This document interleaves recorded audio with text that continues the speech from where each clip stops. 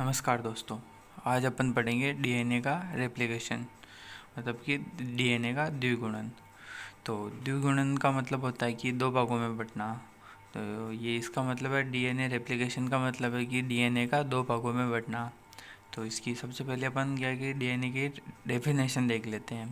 तो इसकी डेफिनेशन है कि सेल डिवीज़न से पहले इसके डीएनए अणुओं का दो संतति सेल्स या टू डॉटर सेल्स में जाने के लिए दो हूबहू प्रतिलिपियों का बनना ही डीएनए रेप्लिकेशन कहलाता है। मतलब कि एक से ये जो सेल डिवीज़न होता है ना, उसके अंदर ये जो सेल होती है उसका टू डॉटर सेल्स में दो संतति कोशिकाओं में दो हूबहू प्रतिलिपियां बनाना ही डीएनए रेप्लिकेशन कहलाता है। प्रतिलिपियां मतलब कि ये जो डीएनए सेम ऐसी की ऐसी दो प्रतिलिपियां बन जाती है, इनकी कॉपीज बन जाती है। सेम इनमें सेम इन्फॉर्मेशन होती है, सेम कैरेक्टर होते हैं दोनों कॉपियों में। तो आगे बढ़ते हैं अपन कि केवल डीएनए ऐसा जैविक अणु है जिसमें स्व-द्विगुणन की क्षमता पाई जाती है। केवल एक ही ऐसा ऑर्गन्स है, ये डीएनए है। तो इसके अंदर ही ये क्या है कि स्व-द्विगुणन, ये खुद द्विगुणन कर सकता है, रेप्लिकेशन कर सकता है। बाकी किसी ऑर्गन्स में किसी में भी ऐसी रेप्लिकेशन की क्षमता नहीं पाई जाती है। अब आगे देखते हैं, ये डीएनए है, द्विकुंडलीय संरचना है इसकी, डबल हेलिक्स। तो ये क्या है कि एक डीएनए है, ये दो भागों में इसका रेप्लिकेशन हो रहा है और ये इसकी डीएनए की कॉपीज बन रही है। तो क्या है कि ये डीएनए मेन जो डीएनए है और सेम इसके कैरेक्टर, इसकी जो कॉपीज आएगी इसमें भी सेम कैरेक्टर प्रेजेंट होंगे। तो आगे देखते हैं अपन कि यह सेल साइकिल की इंटरफेज के एस फेज में डीएनए का रेप्लिकेशन होता है। जो डीएनए का रेप्लिकेशन होता है वो जो सेल डिवीज़न होता है, कोशिका विभाजन, उसकी इंटरफेज के एस फेज में डीएनए का रेप्लिकेशन होता है। इस टाइम क्या है कि सेल के क्रोमोसोम न्यूक्लियोप्रोटीन तंतुओं के रूप में प्रेजेंट होते हैं। डीएनए रेप्लिकेशन न्यूक्लियस के अंदर होता है, न्यूक्लियस यानी केंद्रक। तो डीएनए का द्विगुणन केंद्र के अंदर होता है। डीएनए दो न्यूक्लियोटाइड चेन से मिलकर बना होता है तथा प्रत्येक चेन में चार नाइट्रोजन प्रेजेंट होते हैं। अब ये लिख रखा है कि प्रत्येक डीएनए दो न्यूक्लियोटाइड चेन से मिलकर बना होता है। न्यूक्लियोटाइड चेन कौन सी है? एक तो ये है और एक है, दो न्यूक्लियोटाइड चेन है और चार नाइट्रोजनिक बेस, ये है, चार नाइट्रोजनिक बेस यहाँ प्रेजेंट होते हैं। अब ये बता रखा है कि प्रत्येक चेन में चार नाइट्रोजनिक बेस प्रेजेंट होते हैं, मतलब कि नाइट्रोजन क्षारक प्रेजेंट होते हैं। अब ये नाइट्रोजन क्षारक ये होते हैं, एक तो एडेनिन होता है, एक थाइमिन होता है, एक ग्वानिन होता है और एक साइटोसिल होता है। अब आगे देखते हैं अपन कि प्रत्येक श्रृंखला के दो सिरे होते हैं। तो एक सिरा तो ये होता है 5 प्राइम एंड व 3 प्राइम एंड तक, एक तो ये होता है, वह दूसरा होता है 3 प्राइम एंड से 5 प्राइम एंड तक, ये दूसरा सिरा होता है। और जब डीएनए रेप्लिकेशन होता है तो ये दोनों चेन अलग अलग हो जाती हैं। यह अलग अलग करने का कार्य हेलिकेज एंजाइम करता है। तो हेलिकेज एंजाइम क्या करता है कि ये डीएनए की चेन, ये डीएनए है तो इसको क्या, ये दोनों को अलग अलग करने का कार्य क्या करता है, कौन सा एंजाइम करता है? हेलिकेज एंजाइम करता है।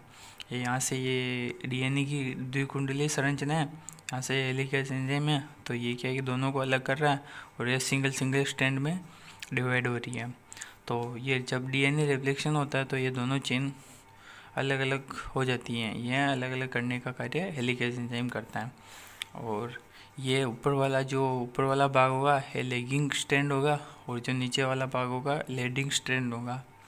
और ये पॉलीमरेज एंजाइम क्या करता है, इन दोनों को जोड़ने का कार्य करता है।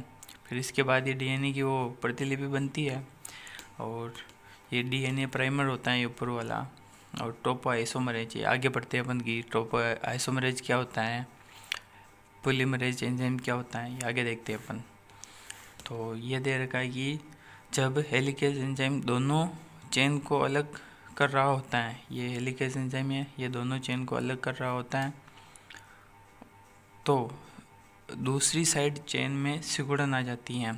तो ये यहाँ से अलग कर रहा है तो ये दूसरी साइड है, तो यहाँ एक सिकुड़न आ जाती है जिसे टोपो आइसोमरेज एंजाइम रोकता है या बचाता है। तो ये टोपोआइसोमरेज एंजाइम क्या करता है, ये हेलिकेज एंजाइम जो डीएनए ये 2 भागों में बढ़ता है, तो ये क्या है कि सिकुड़न आती है तो उसको ये दूर करता है, इससे बचाता है, सिकुड़न आने से बचाता है टोपोआइसोमरेज एंजाइम। तो अभी क्या है कि ये दोनों अलग अलग हुई चेन नए डीएनए के लिए तैयार हो जाती है, जिसे प्राइमर एंजाइम कहते हैं। ये प्राइमर एंजाइम मैंने बताया था कि आगे देखते हैं। तो ये प्राइमर एंजाइम ये है, तो ये दोनों अलग हुई चेन नए डीएनए के लिए तैयार हो जाती हैं। ये दोनों नए डीएनए के लिए तैयार हो रही है तो प्राइमर एंजाइम शुरू करता है। ये दोनों अलग हो रही है तो इनको शुरू कौन करेगा, पॉलीमरेज एंजाइम या प्राइमर एंजाइम्स। ठीक है, तो यह एंजाइम आरएनए के छोटे छोटे खंड बनाता है जिसे प्राइमर कहते हैं, जो डीएनए मॉडिफिकेशन में कच्चे माल के रूप में कार्य करता है। इसके बाद डीएनए पॉलीमरेज एंजाइम प्राइमर को बाइंडिंग करना शुरू कर देता है।